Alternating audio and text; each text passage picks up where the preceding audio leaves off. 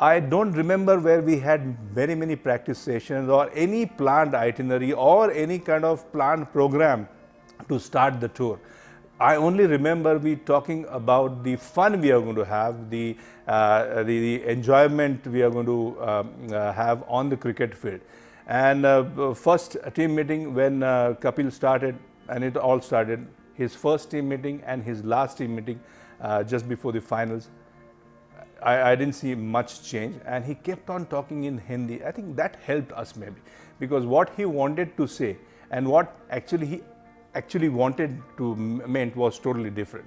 But knowing Kapil and Kapil's English, as we say, mind you, due respect to Caps, he was a captain, a great leader, dynamic person, and this was his way of sort of addressing, this way of communicating with the players. And he never mentioned any particular player, or he never mentioned any target we are supposed to set or how to go about the match. He just said that, Jawano, chalo, shero, lado, hum khelenge, maza karenge. And he kept on saying that from first team meeting to the last team meeting. Maybe probably that helped us. Helped us to ease the pressure side of it.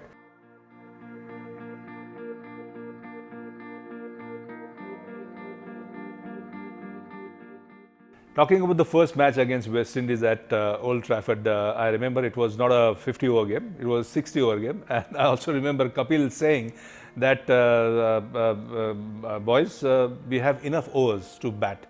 We were not well versed with setting up targets or finishing 50 overs. So maybe that also helped. And talking about the Old Trafford wicket, which we have always enjoyed, not only me, but Indian team has always done well. When we walked in the morning of the match, when we walked on the wicket, and in those days players were allowed to walk and inspect the pitch. You can also bounce, you could also bowl on the match wicket. And after seeing the wicket, I don't know, we got some different feeling. And it's so important. I'm not talking about only one-day cricket, but cricket in general. When someone walks to the wicket and after having a look at the wicket, you always get that first feeling of what is going to happen. And looking at the wicket, we thought that there is something for Indian team, particularly the our bowlers. And I think that slow and lowness of the pitch certainly helped our bowlers. The conditions were such that our bowlers exploited them to perfection.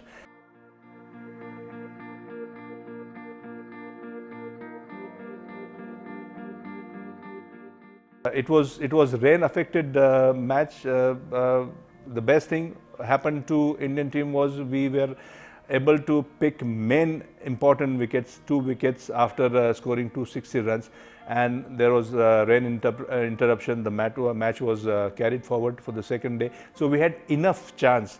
That evening was very crucial, very important, not only for me but for a team as a whole, because we didn't wanted to go back or enter the field with a kind of pressure. And hats off to Kapil and all our seniors. When we met again in the evening, we sort of seriously thought of how to go, how to put pressure on the West Indian batters. And what happened next day was history.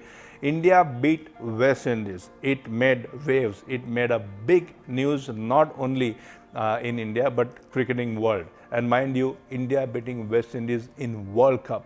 We had lost 2 practice games, and our start for the World Cup was we beat West Indies at Old Trafford in the first match.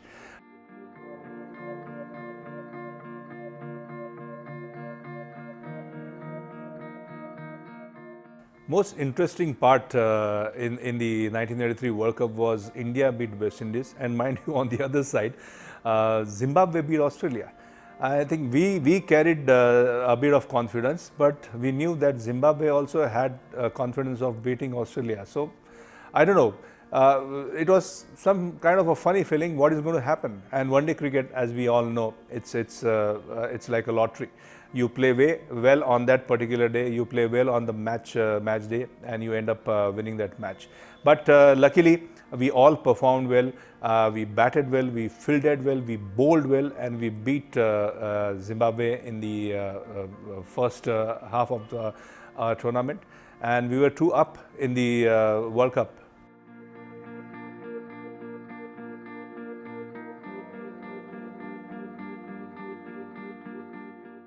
India-Australia match was at the Trent Bridge, and as I said, the Australia team had great names, legions I should be saying, Lily Thompson, Greg Chappell, Rodney Marsh, young Alan Border in the side in great form. So on paper, of course, we had very little chance, but we had the confidence of beating West Indies and Zimbabwe. And we all said that let's see what happens if we play well, if we stick together, if we perform to our ability, we can pull up this too.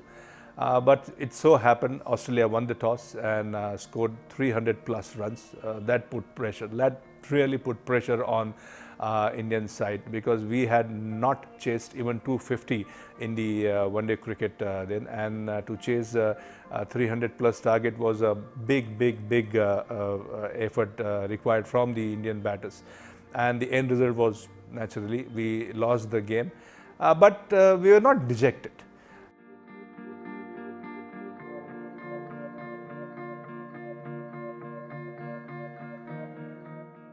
We left the hotel after the breakfast in not very high spirit, because there was some kind of a fear, not fear of failure, but we knew that they would come charging at us. As we reached the Old Trafford dressing room and took a step on the ground, the look on the West Indian players' eyes and the body language of each West Indian players had changed drastically. First match, they were maybe a little touch overconfident, but this time they knew what West Indies can do to India, and we knew what was in the offering. West Indies started well. Of course, Viv Richards guided them. His start was a little patchy, but when he got going, my God, we all just kept watching. The ball went to all corners of oval, and how can I forget the six which he hit off Roger Binney. He hit Roger Binney off the back foot on the 3rd floor of oval. It's a massive six. I have not seen in my entire cricketing career, I have not seen a massive six than that. West Indies got to 80, and again, like Australia, when Australia had scored 300, we knew what the pressure was. We suddenly felt the pressure.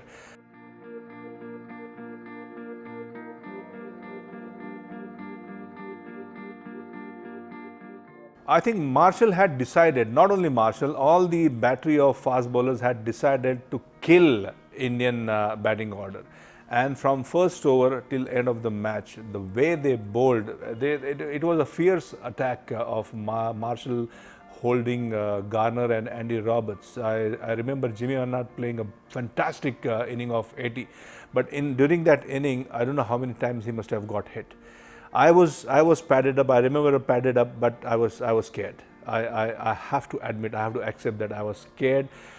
Seeing Marshall, seeing Michael Holding, seeing Andy Roberts, seeing Joel Garner bowling at our batsmen. We had a great partnership between Jimmy Amarnath and Dilip Vengsarkar. I think Dilip scored 40 odd, and there was a chance. We felt that there is a chance if we can take some positives from that, and if we finish 60 overs. But suddenly, Dilip got hit on the chin, and it was my turn to go into bat. And as we passed, I remember Dilip's face. He was bleeding profusely from his chin, and I don't know where to look. And I could see his face. I could read in his eyes what was in the offering. As I took my guard, there was Marshall just waiting for me. And today also I remember the first ball which I faced, I got it on my glove. I still have a scar on this finger. The glove, the glove tore, and I got a cut on my finger. Of course, we never showed the blows we got, or we never shied off. But I could sense that this is death. I'm facing the death. I managed just 20 odd runs, but I can never ever in my career I can never seen the fast bowling at its best.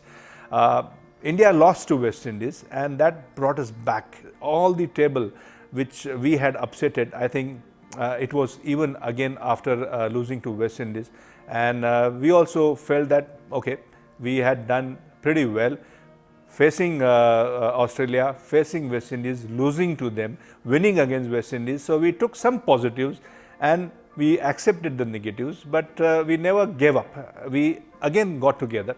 We again said that, well, this is not the end of it. If we have beaten West Indies, we can do it again.